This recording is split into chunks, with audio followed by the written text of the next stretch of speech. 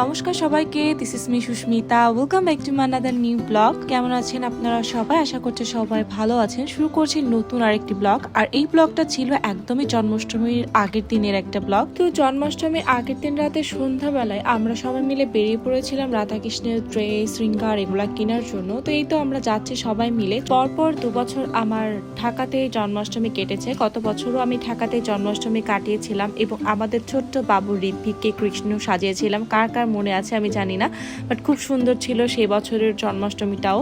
তো এই বছরও আমি, দিদি, মা যেহেতু সবাই আছে এবং বড় করে বাসাতেই জন্মাষ্টমী প্রোগ্রাম করা হবে, তো যার কারণে আমরা শ্রীকৃষ্ণের জন্য ড্রেস কিনতে যাচ্ছিলাম শাঁখারী বাজারে।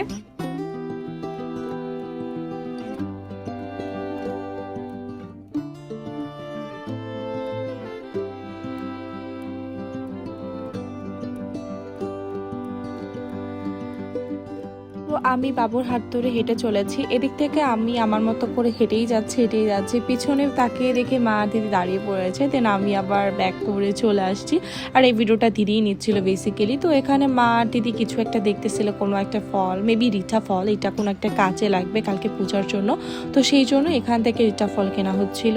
এই রিঠা ফলটা কিন্তু চুলের জন্য অনেক বেশি উপকারী। এটাকে শ্যাম্পু হিসাবেও কিন্তু তোমরা ইউজ করতে পারো। তো কথা বলতে বলতে আমরা চলে এসেছি শাঁখারী বাজারে। এখানে এসে দেখি এত পরিমাণে ভিড়, প্রতিটা ড্রেসের দোকান, প্রতিটা জুয়েলারির দোকান, প্রচুর পরিমাণে ভিড় ছিল আজকের দিনটাতে এবং কোনো জায়গাতে পা রাখার মতো অবস্থায় ছিল না। আর যেহেতু কালকে জন্মাষ্টমী আর আজকে ছিল ঠাকুরের জন্য কেনার লাস্ট ডে, তো সবাই মোটামুটি ব্যস্ত ছিল তাদের নিজেদের ঘরের গোপাল রাধাকৃষ্ণের জন্য ড্রেস, জুয়েলারি কিনতে। তো মোটামুটি শাঁখারী বাজারের লোকটা দেখলে তোমরা নিজেরাই বুঝতে পারছো, প্রতিটা দোকানে কিন্তু সবাই যে যার মতো কিনতে ব্যস্ত। বিশেষ করে আজকের যেই দোকানগুলোতে সব থেকে বেশি ভিড় ছিল, যেই দোকানগুলোতে রাধাকৃষ্ণের ড্রেস, মালা, জুয়েলারি কিনতে পাওয়া যাচ্ছিল।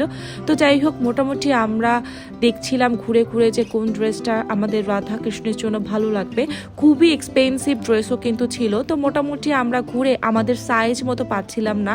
যে ড্রেসগুলো দেখতে অনেক বেশি সুন্দর সেগুলো আমাদের রাধাকৃষ্ণের সাইজ মতো হচ্ছিল না, বিকজ আমাদের রাধাকৃষ্ণটা ছিল অনেক বেশি বড় সাইজে। তো যার কারণে আমাদেরকে আগে অর্ডার দিতে হতো। তো যেহেতু আমাদের হাতে আর একদমই টাইম নেই, তো আমাদের মোটামুটি একটা সাইজ আসলেই আমরা সেটা নিয়ে নিব। এরপরে দেখলাম যে এইটা একটু মোটামুটি সাইজে আসে, তো তারপর কি আর করার, এখান থেকে একটা ড্রেস আমরা রাধাকৃষ্ণের জন্য নিয়ে নিয়েছিলাম। সত্যি বলতে আমার হাতে যদি টাইম থাকতো আমি তাহলে অবশ্যই রাধাকৃষ্ণকে ড্রেস বানিয়ে দিতাম। তো তারপর কি আর করার, আমরা শপিং করে বাসার দিকে চলে আসি। আর এদিকে বাবু বায়না করতেছিল চিপস খাওয়ার জন্য, তো ওকে একটা চিপস কিনে দিয়ে মোটামুটি আমরা আমাদের শপিং টার্ন করে চলে আসি। আর এই ছিল আজকের ব্লগটা। আশা করছি তোমাদের ভালো লেগেছে। ভালো লেগে থাকলে লাইক, কমেন্ট, শেয়ার দিতে ভুলো না। দেখা হবে পরবর্তী আরো একটা ব্লগে। সেই অবধি সবাই ভালো থেকো এবং সুস্থ থেকো।